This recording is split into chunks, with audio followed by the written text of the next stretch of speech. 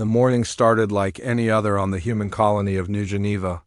Children walked to school while their parents prepared for another day of work. The markets buzzed with activity as traders from 3 different alien species sold their goods to human customers. Nobody knew this would be the last normal day they would ever see. Captain Lisa Carter stood in the command center of the Colonial Defense Station, watching the routine flow of traffic around the planet. Ships came and went as they had for the past 15 years since humans first settled this world. Zephyrian cargo vessels brought exotic fruits from their homeworld.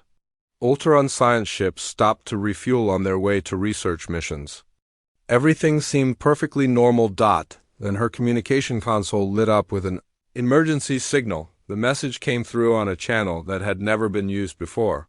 Lisa had been told about this channel during her training, but her instructors said it would probably never activate. It was for emergencies so serious that normal communication methods could not be trusted. "All Colonial Commanders, this is Earth Command," the voice said. "Operation Silent Dawn is now active. You have 72 hours to complete evacuation. Procedures follow Protocol 7 Alpha 9, no exceptions." Lisa stared at the console for a full minute. Protocol 7 Alpha 9 meant complete evacuation of all human personnel and civilians. It meant taking everything valuable and leaving nothing behind that could be useful to other species.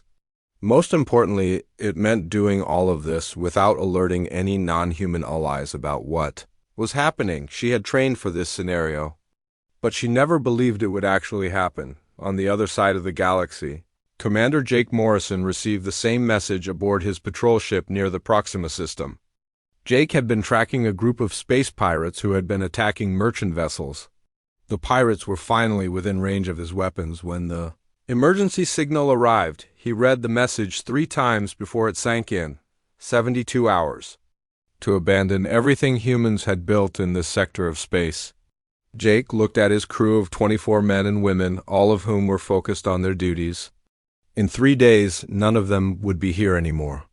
"Navigation, set course for Rendezvous Point Baker 7, he ordered. "Maximum speed." His navigation officer, Lieutenant Carol Thompson, looked confused. "Sir, what about the pirates?" "Someone else will have to deal with them," Jake said quietly. Back on New Geneva, Lisa was already implementing the evacuation plan. She called together her senior staff and gave them their orders. Each person had specific responsibilities that they had memorized years ago, but hoped they would never need to use. Major Ryan Hughes was in charge of civilian evacuation. His job was to get every human off the planet without causing panic or alerting the alien populations about what was happening. This was perhaps the most difficult task of all. Ryan started with the school system. He sent messages to all human families saying that there was a mandatory educational conference on Earth that all children needed to attend. The conference would last for several months, so families should pack accordingly. Most parents complained about the short notice, but they trusted the colonial administration. Dr. Susan Walsh had the job of securing all human technology and research. As head of the Colonial Research Division, she knew exactly which projects could not be allowed to fall into alien hands. Some of the research involved advanced weapons technology. Other projects dealt with faster-than-light travel methods that were decades ahead of anything other species possessed. Susan worked through the night with her team, copying important data and destroying everything else. They had portable hard drives that could store enormous amounts of information. Anything that could not be copied was burned or dissolved in acid baths. The hardest part was acting normal around their alien colleagues. Dr. Vexstar, a Zephyrian scientist who had worked closely with Susan for 5 years, stopped by her lab to discuss their joint project on quantum mechanics.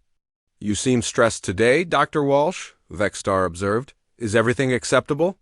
Susan forced herself to smile. "Just working on some deadline issues. You know how it is." Vexstar nodded his large head. "Indeed, I have brought the latest calculations for our quantum resonance experiment. When shall we schedule the next test?" "Let me check my calendar and get back to you," Susan replied, knowing that she would be gone long before any next test could happen. Meanwhile, Cargo ships began arriving at human colonies across 47 star systems. To outside observers, it looked like a routine resupply operation. The ships brought food, equipment, and supplies as they always did. But this time, they were also taking things away. Captain Ben Carter commanded one of the largest cargo vessels in the evacuation fleet. His ship, the Terra Nova, could carry 10,000 people along with their most important possessions. Ben had been making regular supply runs to the outer colonies for 12 years. This time felt different. Ben's sister, Lisa, contacted him from New Geneva with an update on her evacuation progress. "We're at 60% civilian evacuation," she reported.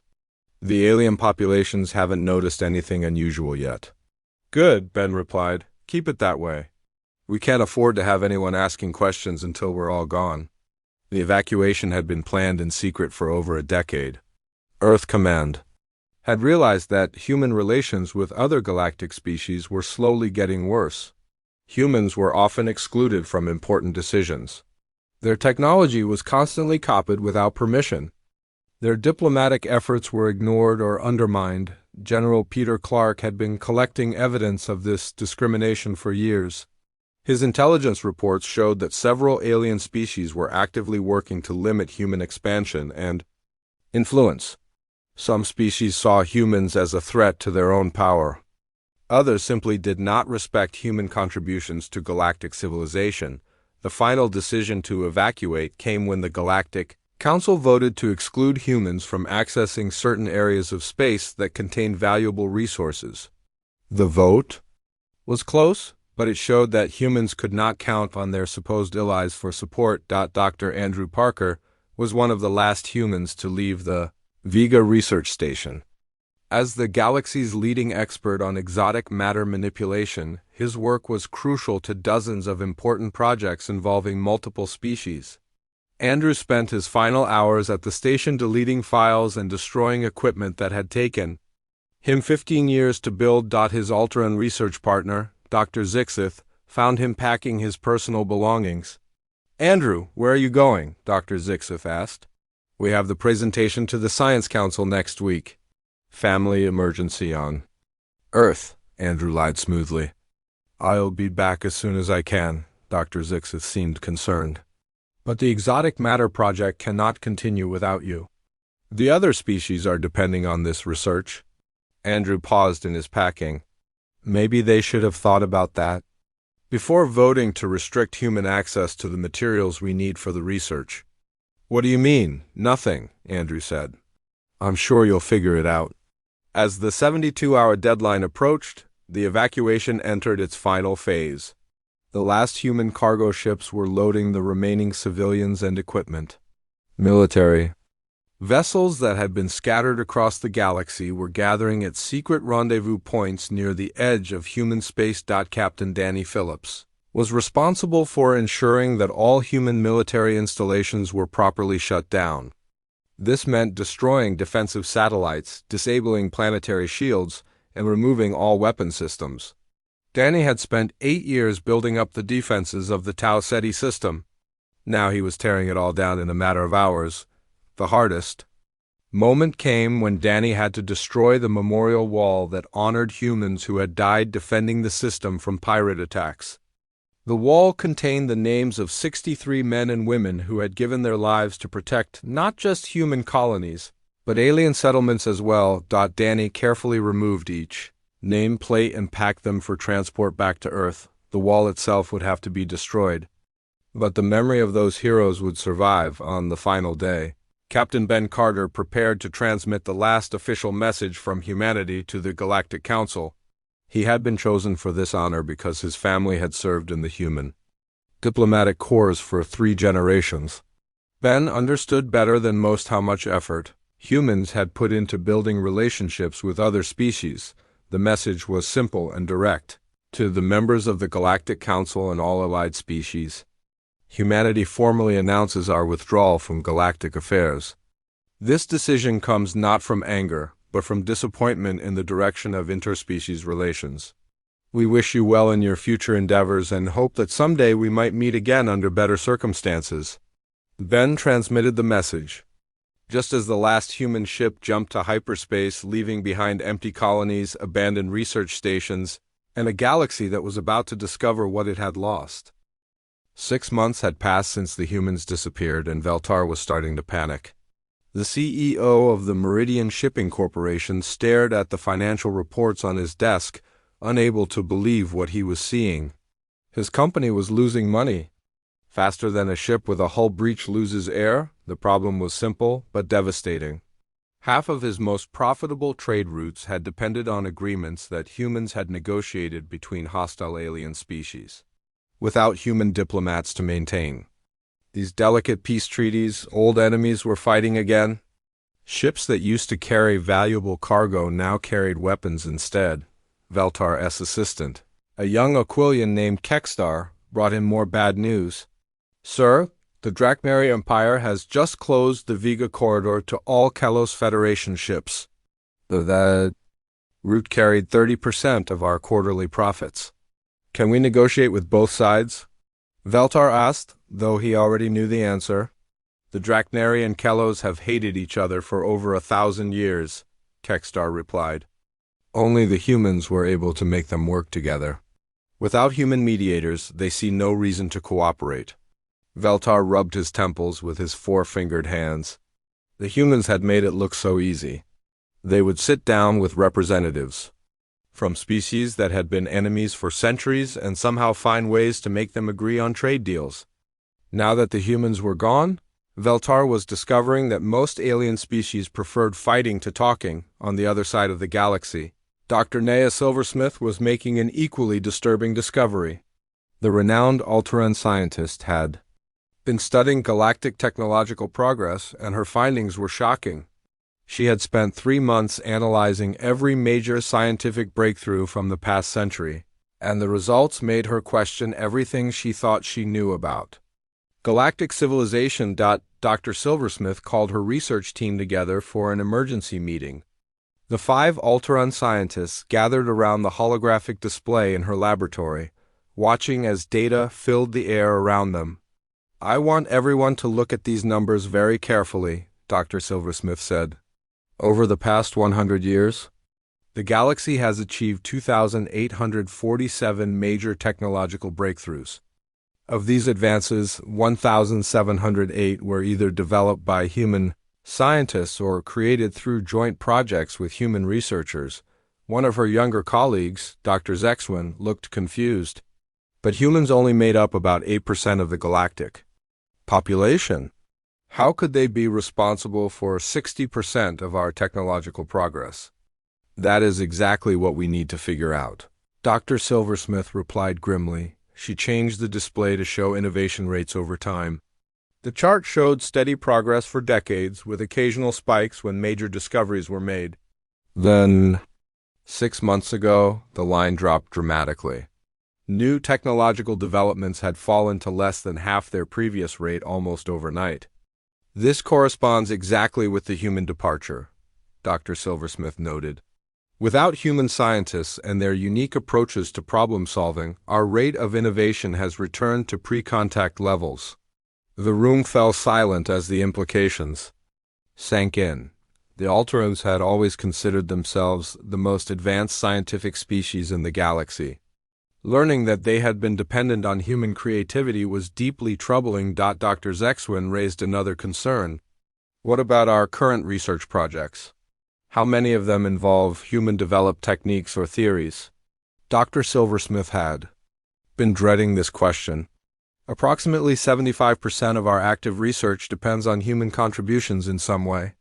Without access to human scientists for consultation, most of these projects will eventually fail." Meanwhile, the crisis was deepening in ways that few had anticipated.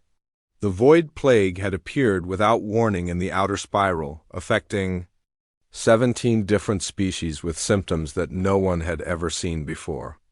The disease caused rapid cellular breakdown and resisted every treatment that galactic medical experts could devise. Dr. Confi, head of the Galactic Health Consortium, stood before an emergency assembly of medical professionals from across the galaxy.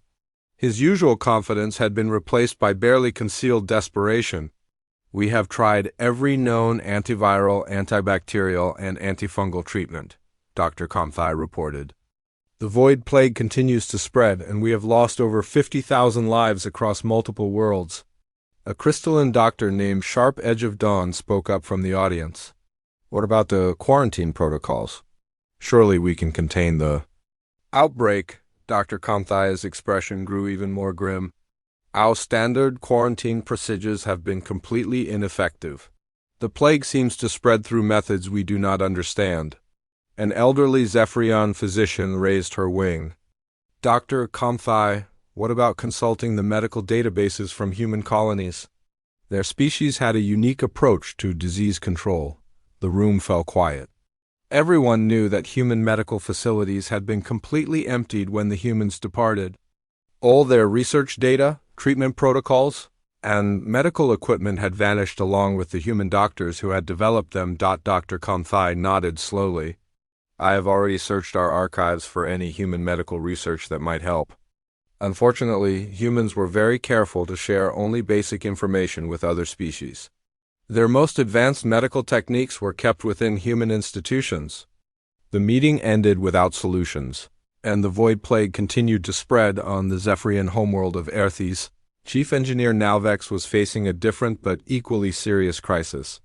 The atmospheric processors that maintained breathable air for his species were failing simultaneously across the planet.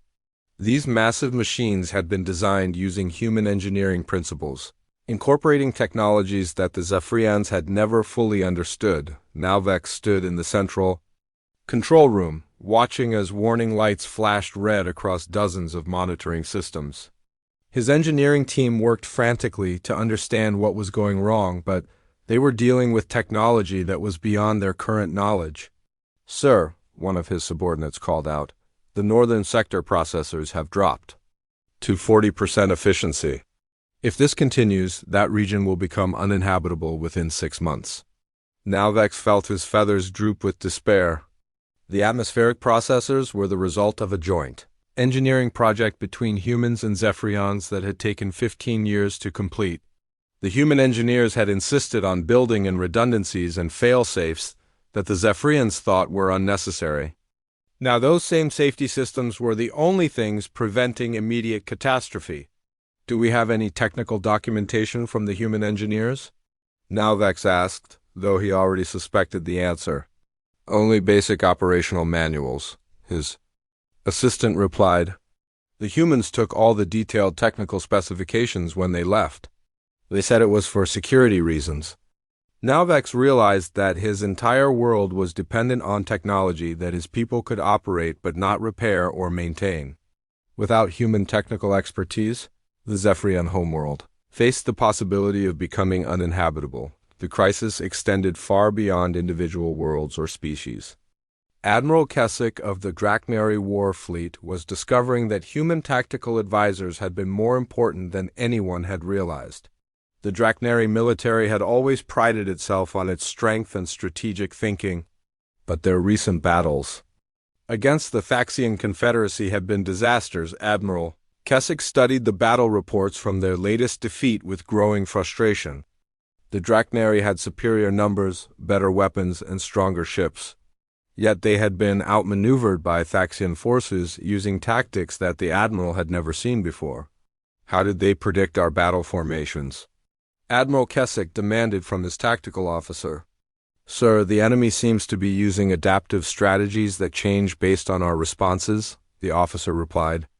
Our traditional battle doctrines assume that enemies will fight in predictable patterns. Admiral Kessick suddenly realized what was missing. For the past 50 years, human tactical advisors had served with Drachnary fleets. The humans had introduced concepts like adaptive strategy, psychological warfare, and unconventional thinking.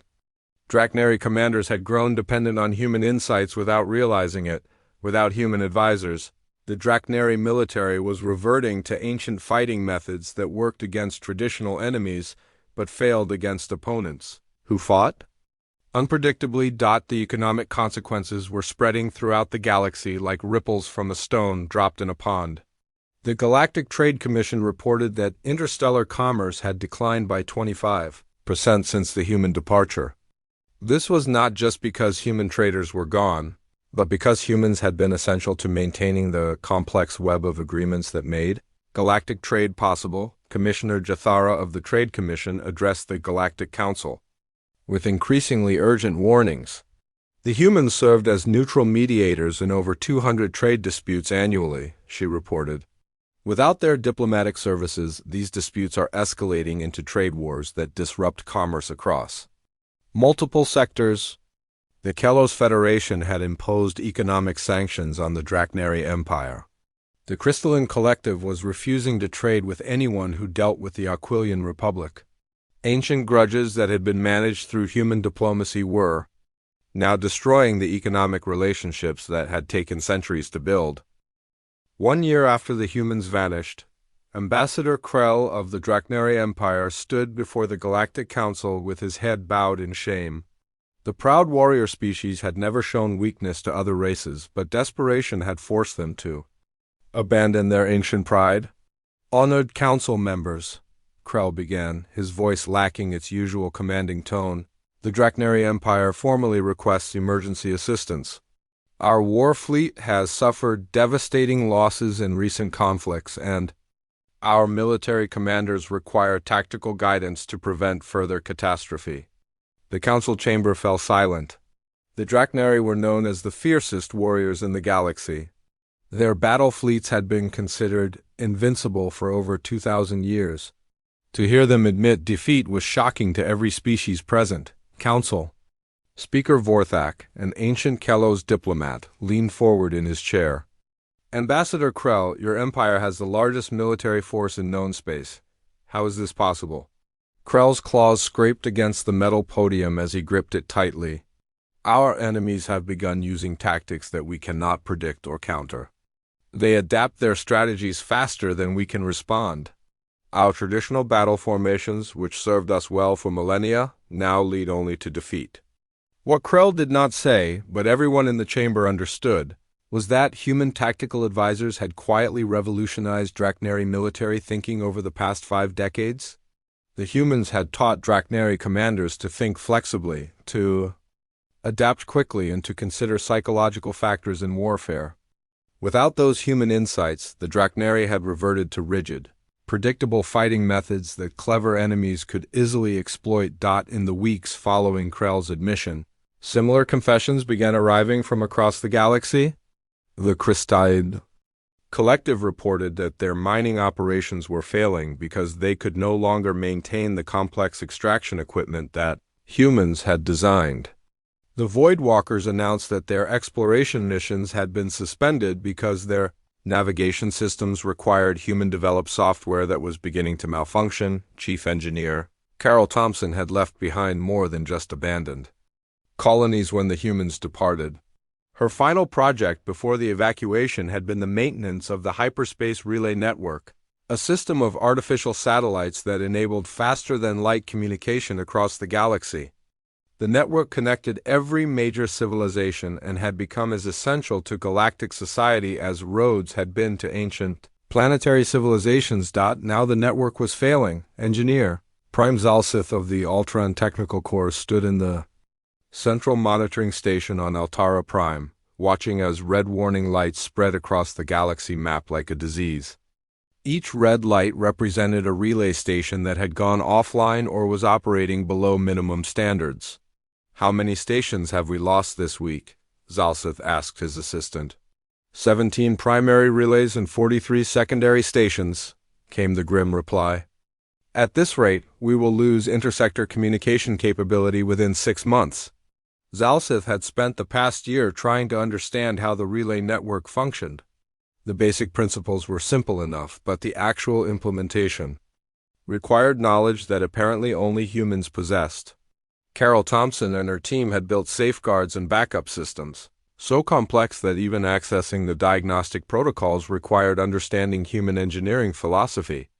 Have we made any progress on the authentication codes? Zalsith asked. His assistant shook her head sadly. The human engineers used a multi-layered security system that changes based on variables we cannot identify. Without the proper codes, We cannot even access the maintenance subroutines. The failure of the communication network was creating a cascade of additional problems. Trade negotiations that had been conducted through real-time communication now required ships to carry messages between star systems, a process that took weeks instead of minutes. Military coordination between allied species became nearly impossible.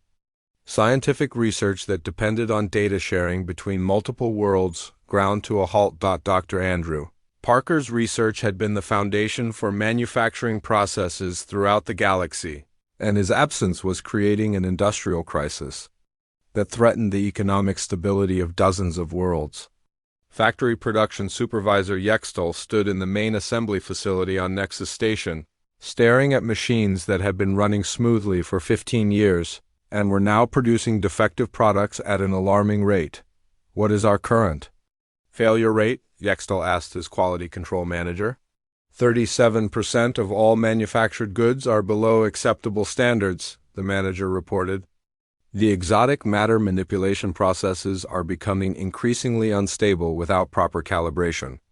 Yextel knew that Dr. Parker had visited this facility regularly to adjust the manufacturing equipment and train local technicians. What he had not realized was that Parker had been making constant small modifications to compensate for equipment wear and changing material properties. Without those ongoing adjustments, the machinery was slowly drifting out of alignment. "Can we contact Dr. Parker's research assistants on other worlds?" Yextel asked desperately. "Sir, all human research personnel departed when the humans left. Their alien assistants report that they were taught only basic operational procedures, not the underlying theory behind the processes." The industrial crisis was spreading to every sector that had relied on human-designed technology. Shipyards that built interstellar vessels found that their advanced hull-forming techniques no longer worked properly. Food processing plants that fed billions of beings across multiple worlds were producing contaminated or nutritionally deficient products. Even simple consumer goods like clothing and furniture were becoming expensive and poorly made. The medical crisis had escalated beyond anything the galaxy had ever experienced. The Void Plague had spread to 43 worlds and was showing signs of mutating into new forms that were even more deadly. Dr. Comthai had assembled the finest medical minds from every species, but their combined efforts had produced no effective treatments. The breakthrough that everyone had been hoping for came from an unexpected source. Dr. Linara, a young Aquilian medical researcher, discovered a reference to human quarantine protocols in an old diplomatic archive. The document was incomplete and heavily redacted, but it contained enough information to suggest that humans had developed effective methods for dealing with unknown diseases. Dr. Comthai studied the fragmentary human document with growing excitement and frustration. The protocols described a multi-stage approach to disease control that was unlike anything other species used. Humans apparently believed in isolating not just infected individuals but also anyone who had been in contact with infected individuals during specific time periods. They also employed something called contact tracing that involved mapping social connections to predict disease spread patterns. "This is revolutionary," Dr. Comthai told his research team. "The humans were thinking about disease control in ways that we never considered. They understood that diseases spread through social networks, not just physical contact."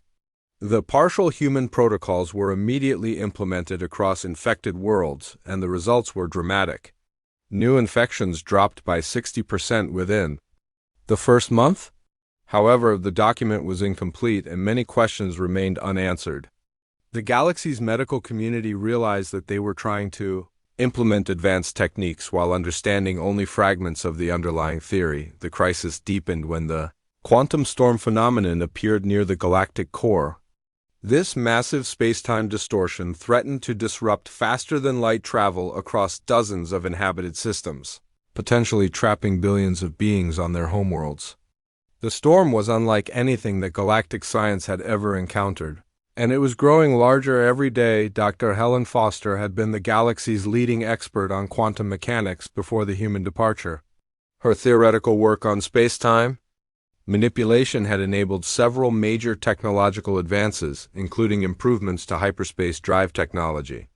Now that expertise was desperately needed, but Dr. Foster was nowhere to be found. Quantum physicist Dr. Mordith of the Keeper Archives led a desperate effort to understand the phenomenon using Dr. Foster's published research papers.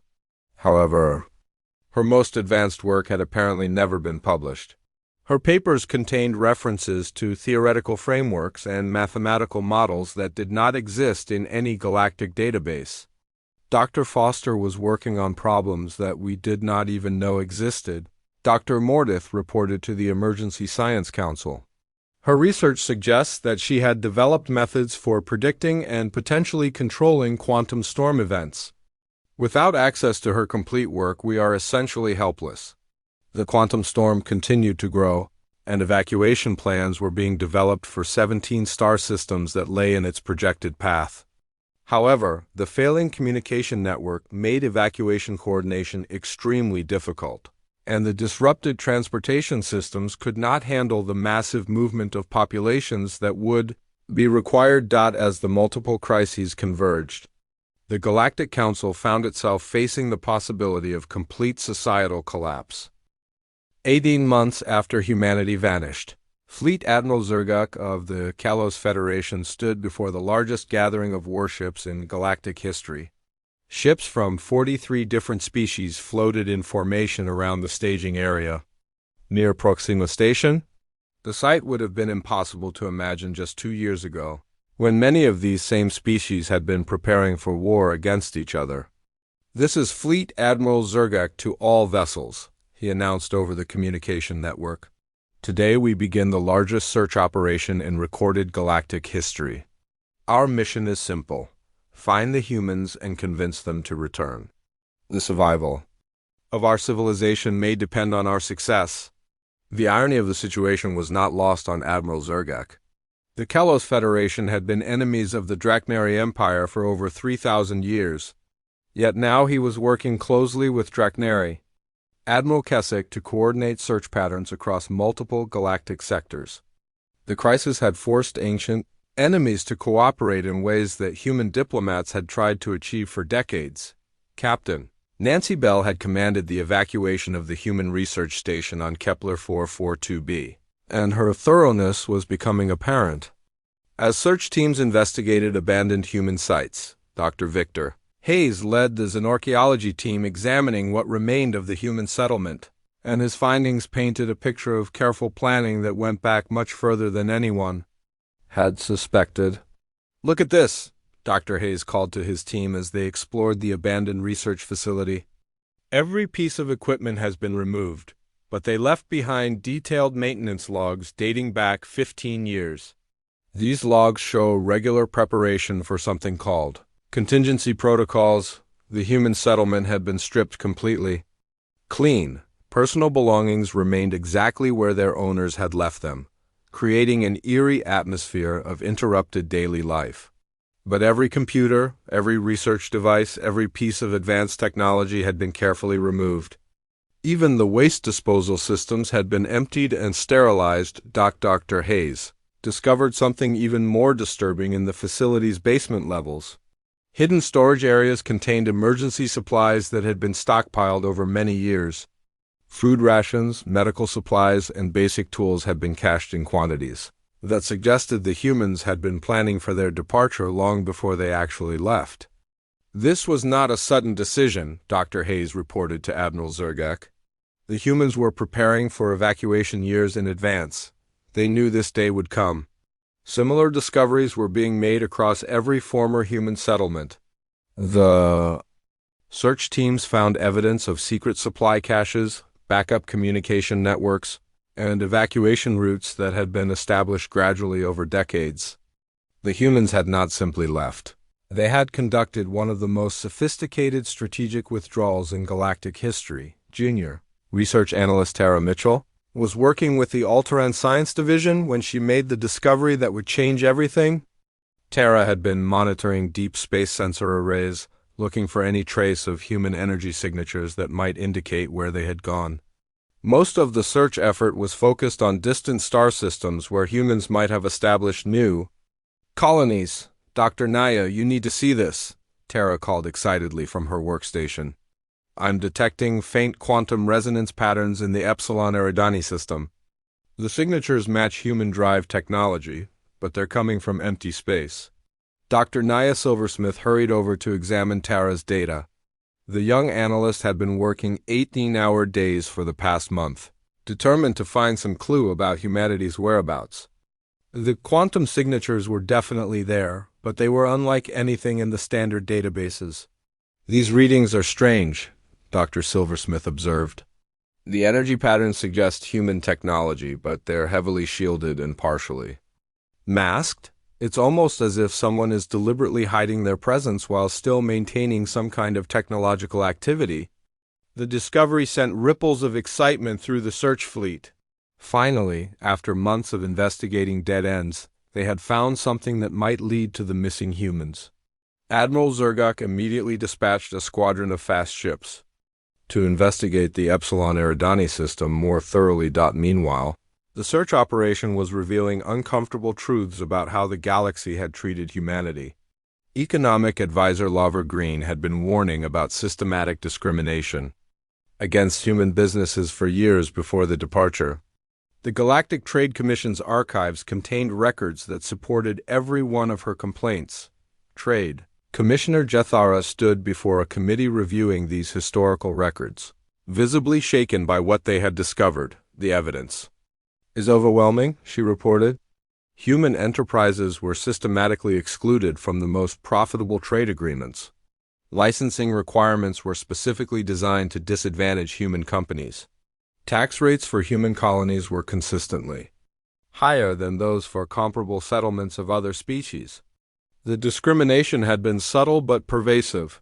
Humans had been required to meet higher safety standards than other species. Their research proposals had been subjected to additional review processes that often delayed projects for years. Even cultural events organized by humans had faced bureaucratic obstacles that other species never encountered. Commissioner Jethara presented data showing that human economic growth had been artificially suppressed for decades. Human productivity was consistently higher than any other species, she noted. Yet their share of galactic wealth remained disproportionately small. The evidence suggests a coordinated effort to limit human economic influence. The revelations were causing deep embarrassment among many species who had participated in this discrimination without fully realizing what they were doing. The Crystalline Collective issued a formal apology for their refusal to share certain technologies with human researchers. The Voidwalkers admitted to deliberately excluding humans from access to ancient knowledge sites that could have accelerated human scientific development by centuries. General Peter Clark's intelligence reports were proving to be painfully accurate. His analysis of galactic sentiment toward humanity had predicted exactly the kind of treatment that the archives were now revealing. Clark had documented increasing resentment, suspicion, and systematic exclusion that had been building for years before the human departure. Captain Steve Rogers had been responsible for military intelligence gathering before the evacuation, and his predictions about galactic fragmentation were coming true with frightening accuracy. Without human mediation, old alliances were crumbling and new conflicts were emerging across multiple sectors. The Aquilian Republic had severed diplomatic relations with the Draknari Empire over a territorial dispute that had been peacefully managed for 50 years. The Faxian Confederacy was preparing for war against the Zephyrian Trade Consortium over mining rights in the Vega system. 3 separate border conflicts had erupted in regions where human peacekeepers had previously maintained stability. The humans were not just participants in our diplomatic system, observed Ambassador Kelmuth of the Crystalline Collective. They were the glue that held it together. Without their mediation skills, we are reverting to the barbaric behavior patterns of our ancestors. The search for humanity became increasingly desperate as the multiple crises continued to worsen. The quantum storm near the galactic core was growing larger and more unpredictable. The void plague had mutated again and was spreading to previously unaffected species. The collapse of the communication network was making coordination between worlds nearly impossible. Dr. Helen Foster's theoretical work on quantum mechanics was desperately needed to address the storm crisis, but her research had vanished along with every other human scientist. The galaxy's best physicists were trying to reconstruct her theories from incomplete published papers, but they were essentially attempting to solve advanced calculus problems when they only understood basic arithmetic. Admiral Bobby Foster, number relation to Dr. Helen Foster, had commanded human defense forces in the Outer Rim territories. His tactical innovations had been adopted by multiple species, but without his ongoing guidance, these tactics were being implemented incorrectly and often proved counterproductive, the search teams made another disturbing discovery when they investigated the former human embassy on the neutral world of Harmony Station. Engineering specialist Chloe Martinez had been responsible for maintaining the embassy's advanced communication equipment, and her work revealed the extent of human monitoring of galactic affairs. The humans were keeping detailed records of every diplomatic interaction, every trade negotiation, and every military movement in this sector, reported search team leader Voxtel. Their intelligence gathering was far more sophisticated than anyone realized. The embassy's hidden data storage systems contained terabytes of information about galactic politics, economics, and social trends. The humans had been conducting a comprehensive analysis of galactic civilization, and their conclusions were not flattering. Report after report documented increasing hostility toward human participation in galactic affairs. President Kate Sullivan's name appeared frequently in these intelligence reports as someone who had been advocating for human withdrawal long before it actually happened. 2 years after humanity's departure, the galaxy was dying.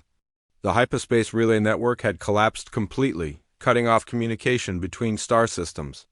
Entire sectors were isolated from each other, unable to coordinate responses to the multiple crises that continued to spread. The quantum storm had grown so large that it was pulling ships out of hyperspace and stranding them in empty space. Council Speaker Vorthak stood in the emergency assembly hall on Neutral Station Alpha, looking out at representatives from every major species in the galaxy. Many had traveled for weeks to reach this meeting, using old-fashioned slower-than-light communication to coordinate their arrival. The proud civilizations that had once ruled star systems were now struggling to maintain contact with their own colonies. Fellow representatives, Vorthak began, his voice heavy with exhaustion, we have reached the end of our options. The Cascade failure threatens to destroy everything our ancestors built over thousands of years. We must set aside our pride and formally request humanity's return. The chamber erupted in arguments. Some species still believed they could solve their problems without human help. Others worried about what conditions humanity might demand for their return. But the practical reality was undeniable. Without human expertise, galactic civilization was collapsing. Ambassador Krell of the Draknari Empire stood slowly. The once proud warrior looked older than his years, worn down by military defeats and the knowledge that his people's survival might depend on alien assistance. The Draknari Empire formally supports this proposal, Krell announced. Our pride means nothing if our species does not survive to remember it. The vote was closer than many had expected, but the measure passed. The Galactic Council authorized a message to be broadcast on all frequencies, transmitted continuously toward every corner of known space. The message was simple but unprecedented in galactic history. To humanity, wherever you may be, the Galactic Council formally acknowledges its errors in judgment and treatment of human civilization. We have learned that our communities were more interconnected than we understood. We offer full citizenship rights, equal representation in all galactic institutions, and immediate access to all restricted technologies and knowledge bases. We need your help. We need your return. Please respond. For 3 days there was only silence. Then, on the 4th day, something extraordinary happened. The emergency communication system at Neutral Station Alpha received an incoming transmission from an impossible source. The signal was coming from inside the Sol system, humanity's home solar system that had been declared empty and abandoned for 2 years, Admiral Connor Walsh appeared on the main viewing screen, wearing the uniform of the Terran Defense Fleet. Behind him was a command center that clearly showed advanced technology and busy personnel. The Admiral looked exactly as he had 2 years ago, showing no signs of the hardship that the galaxy had assumed humans must be experiencing in exile. "This is Admiral Connor Walsh of the Terran Deep Sea Command," he said calmly. "We have received your message and are prepared to discuss terms for renewed diplomatic relations." A council chamber fell into stunned silence. Terran Deep Sea Command was not a military branch that anyone remembered from before the human departure. More confusing was the Admiral's apparent location, which sensor readings confirmed was somewhere in Earth's ocean systems. Council Speaker Vorthak found his voice first. "Admiral Walsh, we believe that humanity had departed this galaxy entirely. Where have you been for the past 2 years?" Admiral Walsh smiled slightly. "Humanity never left the Sol system, Speaker Vorthak. We have been developing our civilization in locations where we believed no one would think to look for us. Specifically, in the deep ocean trenches of Earth and beneath the ice sheets of several moons in our solar system." The revelation was shocking. While the galaxy had been searching distant star systems and unexplored regions of space, humanity had been living quietly in their own backyard. They had built entire cities beneath Earth's oceans and established research facilities and locations that other species had dismissed as uninhabitable. President Kate Sullivan appeared on a second communication channel, speaking from what appeared to be an underwater facility with massive transparent walls showing ocean life swimming outside. Her environment was clearly advanced and comfortable, not the primitive survival situation that many had imagined. "The decision to withdraw was not made in anger," President Sullivan explained. "It was a strategic choice based on careful analysis of galactic political trends. We concluded that our position in galactic society was becoming untenable, and that separation was necessary for our species' long-term survival." Dr. Susan Walsh, who had supervised the destruction of human research facilities during the evacuation, now appeared on screen to address the scientific crisis. Behind her was a laboratory that was clearly more advanced than anything that had existed in human colonies before the departure. "We have spent the past 2 years developing solutions to the problems we knew would arise after our departure," Dr. Susan Walsh reported. "Our scientists have been working on cures for the void plague, stabilization techniques for the quantum storm, and repair protocols for the hyperspace relay network." The galaxy's representatives struggled to process what they were hearing. Humanity had not only survived their self-imposed exile, they had thrived. More importantly, they had been preparing for this moment by developing solutions to the very crises that were destroying galactic civilization. Dr. Bobby Foster appeared next, introducing himself as head of the new Terran Medical Research Division. "We have successful treatments for all 17 variants of the Void Plague," he announced.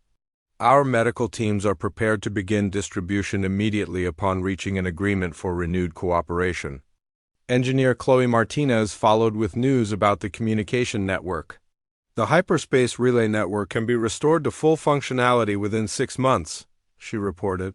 "However, the new system will incorporate safeguards to prevent future cascading failures and will require ongoing cooperation between human and alien technical teams." General Alex Turner addressed the military crises that were tearing the galaxy apart.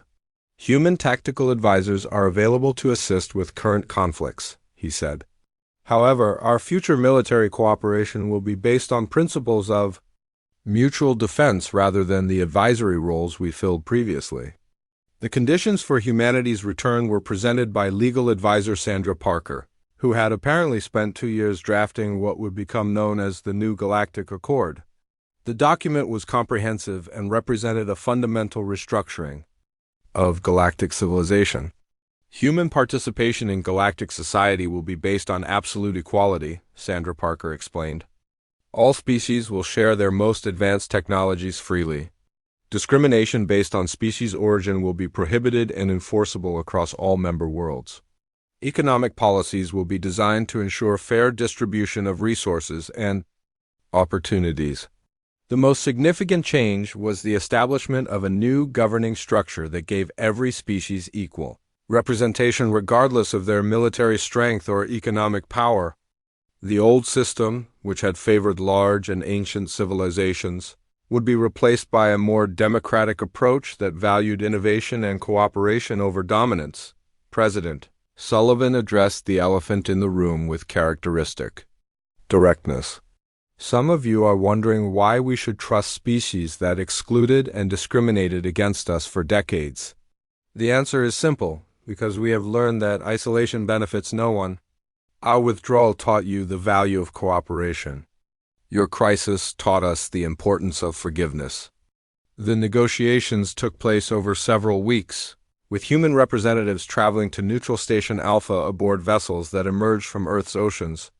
The technology displayed by these ships was clearly more advanced than anything humans had possessed before their departure, suggesting that their period of isolation had been extraordinarily productive. Captain Tony Mitchell, great-grandson of the Tara Mitchell who had first detected humanity's hidden presence, commanded one of the new human vessels. His ship incorporated design elements from multiple alien technologies, but combined them in ways that were uniquely human.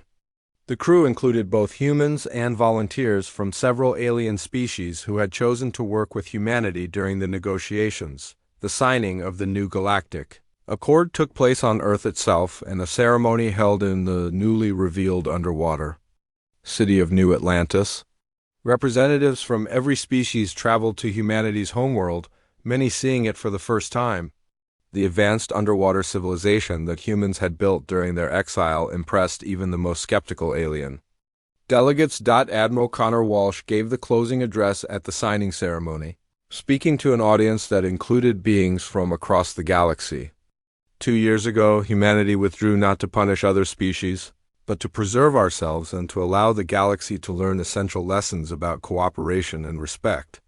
Today, we return not as the same species that left, but as partners prepared to build a better civilization together. The first joint mission of the reformed galactic community was the stabilization of the quantum storm.